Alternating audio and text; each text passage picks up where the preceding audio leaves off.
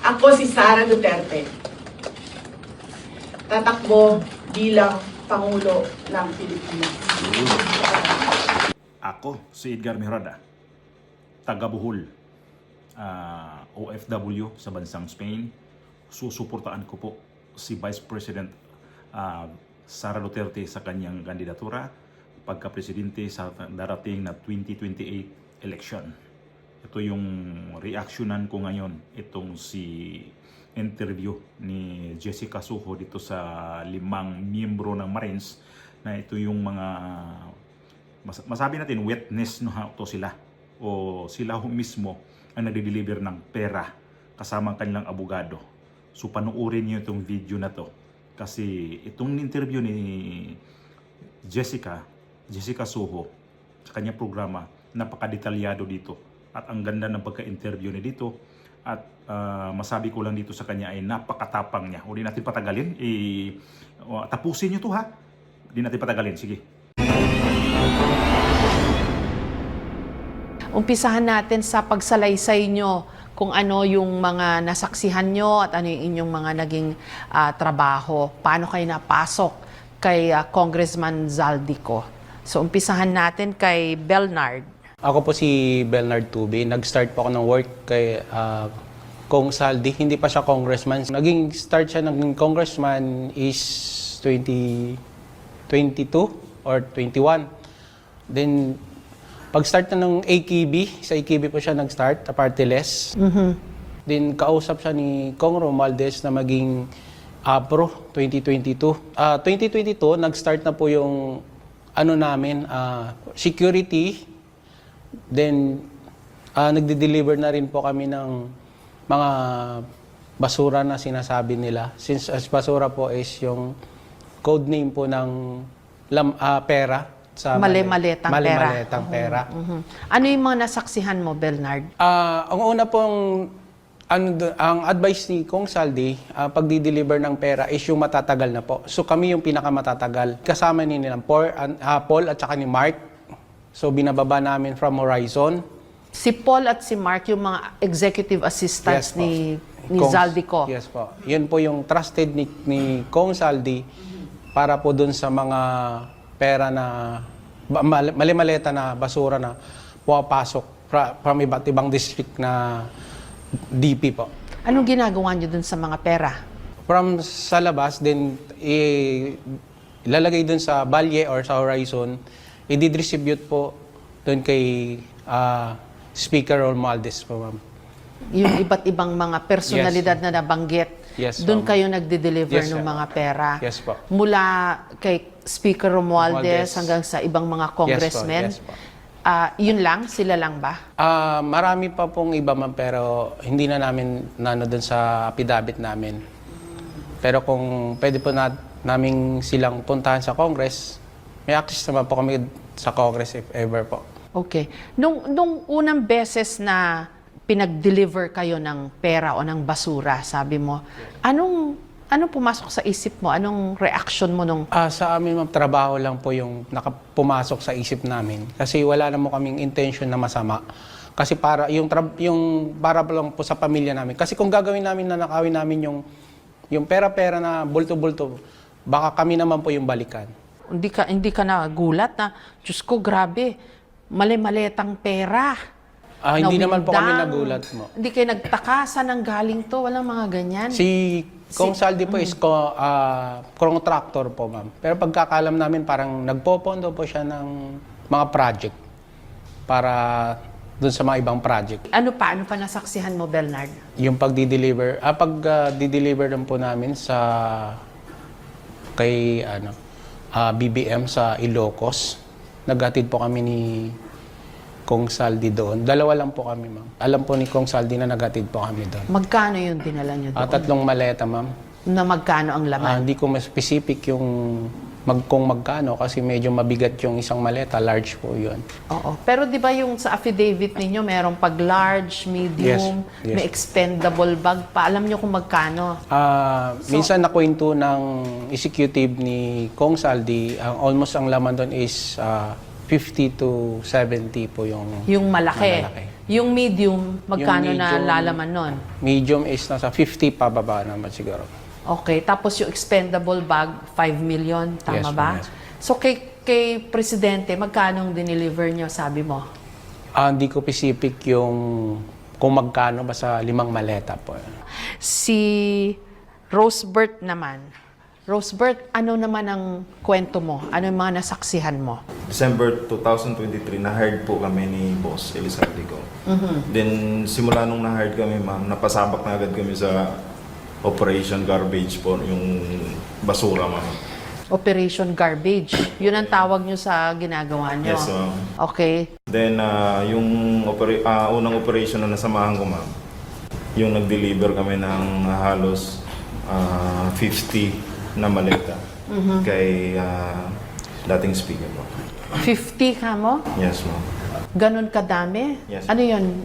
Large, medium, o expendable? Halo-halo po siya, ma'am.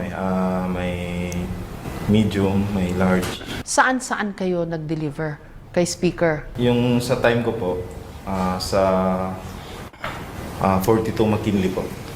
Bahay niya yon. Yes, ma'am. Tapos, saan pa?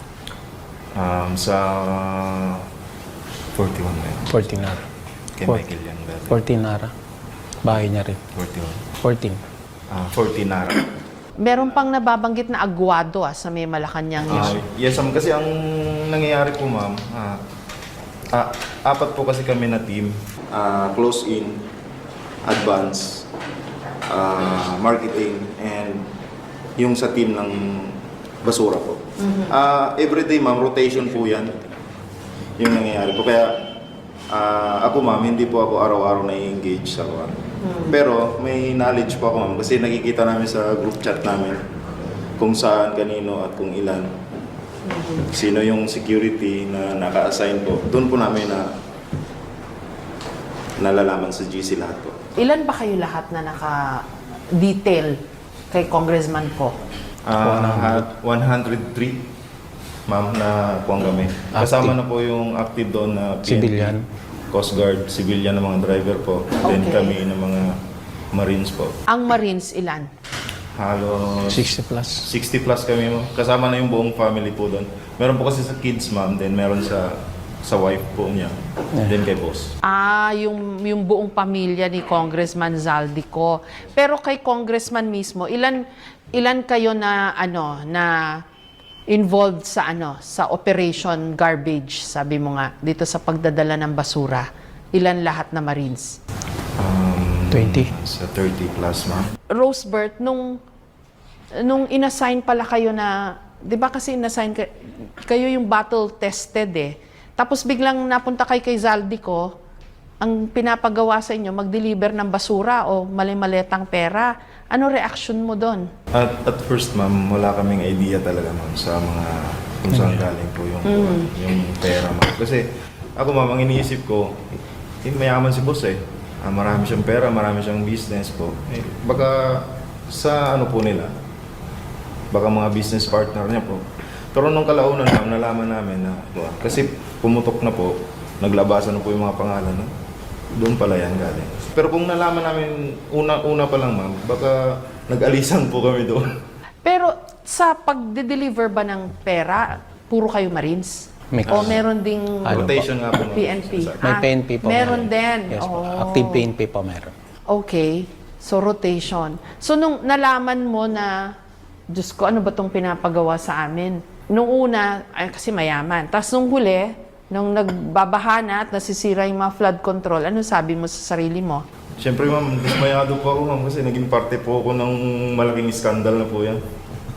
Kaya naging... Tsaka paglabas po ni Tap Orly. Si Guteza. Yes, ma'am.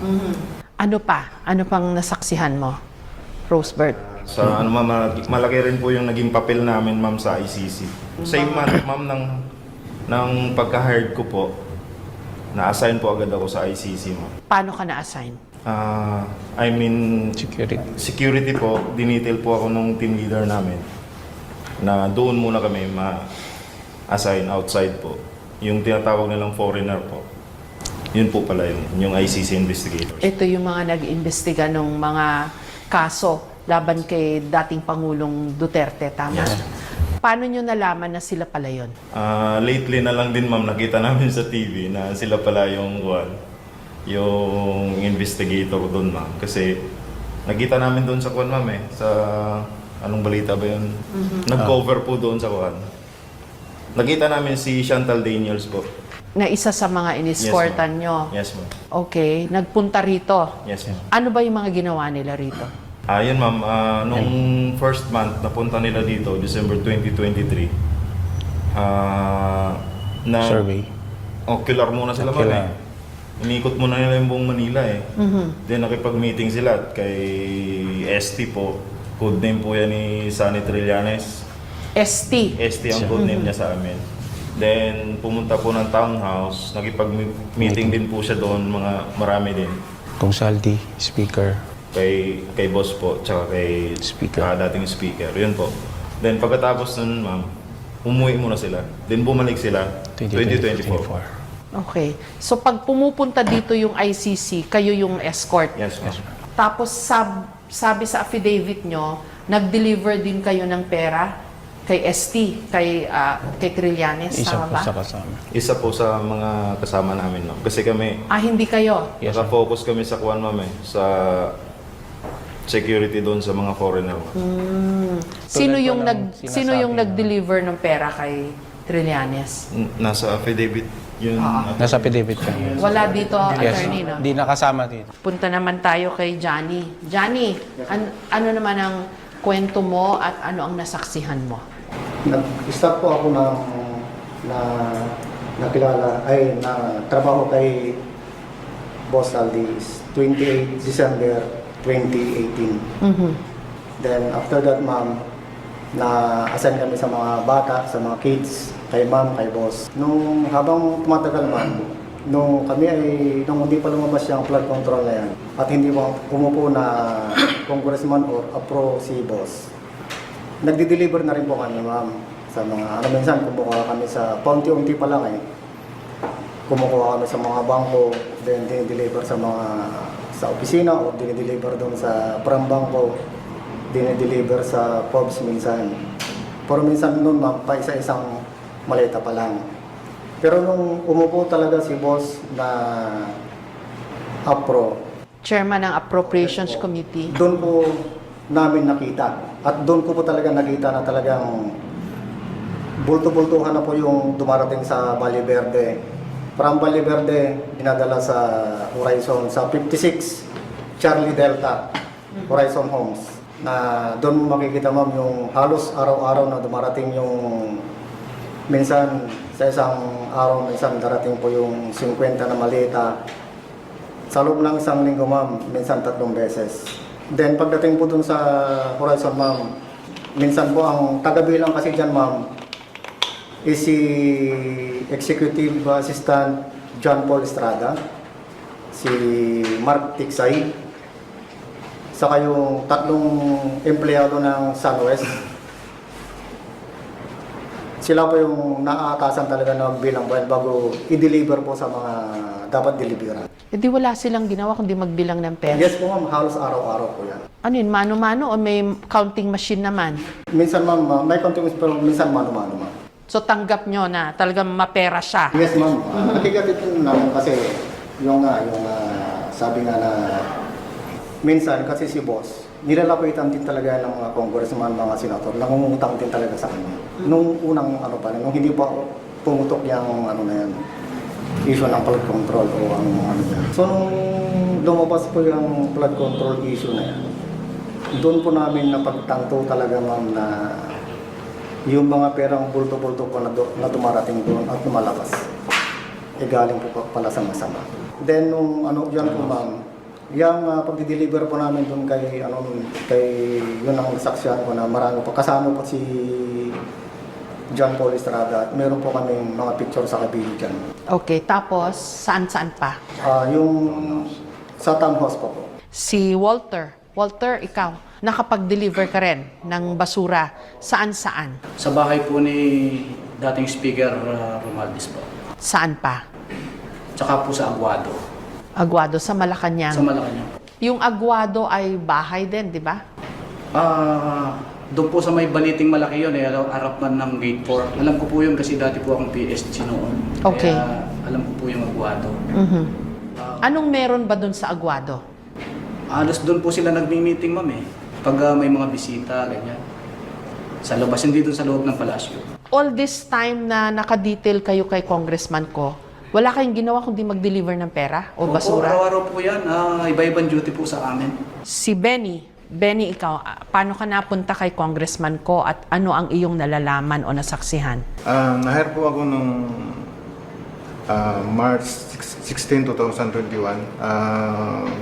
After nang nag-retired po ako sa Marines. So, hindi pa ako kay Boss Aldi nasan, kay Madam po ako. Saan ka nakapag-deliver, Benny? Dito Kanino? banda sa Cherapora po. Kaninong bahay? Kay Kung Stella yan po. Kimbo? Opo. Okay. Dati po. Tapos, kay former speaker po sa 42 McKinley Road, North Forbes. Saka 14 Nara Street, South Forbes. Ano pa? Ano pang mga ginawa mo habang na kay Congressman ko ka? Actually, yung posisyon namin talaga dyan, personal assistant na pinapalabas lang para hindi rin siya na marami siyang tao. Tsaka dinidetail po lang kami ng team leader namin na sa araw na ito, may isang team na magbabasura, tapos iba-ibang may advance, may marketing. Niro-rotate niya lang po every 1 week. Active duty pa ba kayo nung na-assign kayo kay ko o retired na? Retired na po, ma'am. Wala na sa serbisyo. Wala So, na sa serbisyo. ano yun, siya na nagpapasweldo sa inyo? Yes po. Oo. Magkano ang pasweldo? Malaki rin ba? Sa amin kasi noon is hindi pare-parehas. Mga magkano? Average? Ang pinakamababa sa amin noon is 43. 43,000. Yes. Oo. Di ba una, lumabas si Gutesa sa Senado. Kaso binakbakan siya. Kasi fake daw yung pirma nung notaryo, nung affidavit niya. Hanggang sa parang hindi masyado nang sinundan yung mga sinabi niya. Given na ganun nangyari sa kanya, bakit kayo lumantad ngayon? Hindi ba kayo natakot na baka matulad din kayo sa kanya? Na wala, parang nakalimutan na yung mga sinabi niya. Bakit kayo lumantad ngayon? Actually, ma'am, kami po, kaya kami lumantad kasi hindi na namin masikmura yung mga ginagawa nila na pagnanakaw dito sa ating mga pondo ng bayan. Nakikita ko po sa TV nung nakaraang tagulan, ang daming namamatay, ang daming lubog na bahay. Parang naano po kami. Nakonsensya? Nakokonsensya. Ganun ba? Kaya naisipan lang po namin lumabas ngayon at suportahan na rin yung mga sinabi ni boss namin. Tsaka ni Kaya Mr. Gutesa po. Oo. Pero hindi, ang tanong ko nga, hindi kayo natakot na baka matulad kay Gutesa? Kay Master Sergeant Gutesa? Kasi binakbakan siya eh. Naglakas loob siya, nanumpa pa siya, nagsalita, tapos in the end, parang siniraan siya ng siniraan. Hindi kayo natakot doon? Normal naman po yung may takot naman po tayo lahat eh. Okay. Kaya syempre, basta safe lang po tayo. Johnny, may gusto kang idagdag? Yes, ma'am. To support yung sinabi ni Sergeant Tobo, yung pagdadala nila sa Ilocos. Kami kasi, ma'am, yung nagdala nung papunta sa Delta Gates, hangat Delta Gates sa, dala-dala namin yung 5 maleta. Ang sinakay namin sa Lexus na bulletproof. Ang plate number is NFX 8886. Yun po yung dinala nila sa Ilocos. Yung nagdala ka sa bahay ni Pangulong Marcos, bahay nga ba niya, pinagdalhan niyo? Sa tabi po siya ng lake. Oo, tabi ng lake. Bahay po yun. Okay. Hindi ito yung Malacanang of the North, sa may Paway Lake? Yes po. Yun ba yun? Yes. Okay. Kasi alam ko may iba pa siyang bahay sa tabi ng dagat eh. Ito, sa lake talaga, Yes, sa Paway yes. Lake. Okay. Bernard, ikaw yung kasama nung nag-escort ng mga ICC, tama Yes, ba? ma'am. Okay. Meron kasi dun sa affidavit na nagpapalit kayo ng $2 million. 2 maleta na po yun. Kasama ko si Paul. Papalit po kami sa Makati. Piso to dollar. From Horizon Homes, binaba namin sa sasakyan yung 2 maleta na large. Tapos, medyo tense din kami, ma'am, kasi malaking maleta yon. Pagbaba namin sa Makati, medyo kita po kami, kaya medyo alert po kami doon. Then inakyat po kami namin sa taas, then may contact po kasi sila doon na para papalit ng dollar kasi medyo malaki po yung pera. Pag wala po kayong contact, hindi po siguro kayo makakapagpalit ng dollar. Kaya nakita ko yung binuksan ni Paul yung maleta, yun po yung malaking amount po yung nakita ko sa maleta. Then narinig ko po na parang may paghandaan sila na pagbibigyan ng dollar. sino raw? Ang narinig ko ICC. Yun po yung So, ang tingin mo doon, yung perang yun napunta doon sa ICC o yung preparation for the Yes po, investigation yes po. ng ICC, tama ba? Yes po. Okay. Paano mo nadugtong si Trillanes doon? Dumating po yung ICC, si Mark Tiksay po yung unang nag-assist po sa ICC, nakasama nila na unang team na dumating. Then after nung 2024, nag-advise si Kong Saldi na ako na yung papalit doon kay Mark mag-assist sa mga ICC. So kami po yung nagsundo ng ICC sa Terminal 3. Then, ang direct contact po namin is si Senator Trillanes po. Codename niya ST. Si Mark po nagbigay ng codename, ng name niya na ito yung kukontakin natin, si ST.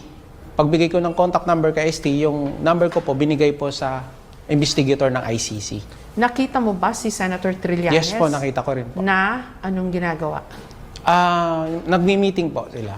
Ka-meeting yung ICC. na ini-escortan nyo. Yes po.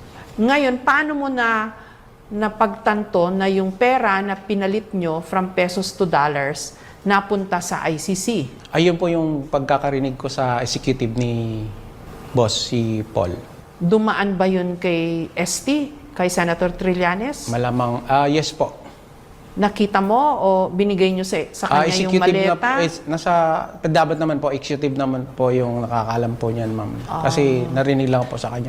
Kasi yung mga ICC medyo confidential po eh. Okay. Hindi po nila pinapaalam. Correction lang doon sa kwan, foreigners po yung una namin kwan. Narinig. Kalaunan, laman namin. ICC investigator. Ang unang sinabi sa inyo, foreigners lang. Hindi nila sinabi agad na ICC yung mga yon. Nakita nyo na lang na ICC nung napanood nyo si Chantal Daniels sa TV. Anong sa tingin ninyo doon sa interview ni Jessica Soho dito sa mga 5 Marines pa lang to? Ito yung sinasabi niya kanilang abogado na first batch pa lang to at narinig natin kung ilan silang nagtatrabaho kay Saldico. So, ito ngayon ang pinag-initan na dito dito si ni Boyeng Remulla, ni Trillanes, ito yung kakasuhan nila. Naka-file na si Trillanes ito ng kaso. At detalyado ang kanilang mga sinasabi dito at halata natin na talagang totoo ang kanilang sinasabi at nakita rin natin na hindi sila nagtatakip ng pagmumukha dito. Talagang matapang silang humarap sa media, matapang silang humarap dito kay Jessica Soho. Ano ba yan? Sapid-sapid na ko. At ang tapang rin ni Jessica Soho dito dahil talagang in-interview niya. Sa lahat ng mga media ngayon na napapanood natin sa mga kanilang mga binabalita, wala pa nito nag-interview. Si Jessica Soho pa lang ang nakagawa nito. Wala dito nakaka-interview nito mga to ha.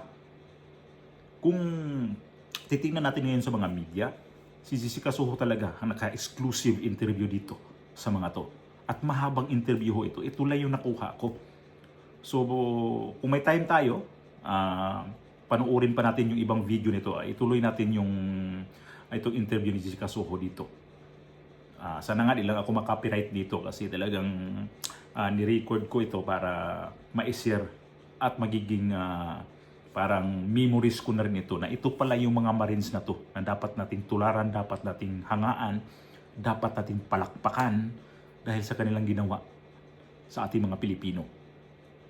Kasi hindi sila natakot na humarap, hindi sila natakot kung sino yung binabangga nila ngayon. At matanong ko na lang din, bago ko matapos, matanong ko na lang din, ano kaya kung haharap din, maglabas ng balita, maglabas din ng saloobin o kanyang sasabihin dito si Saldico na hindi niya to hindi niya to i-deny. So, kalitsi-litsi ang buhay dito sa mga ina-involve dito. Ang daming mga nai-involve dito.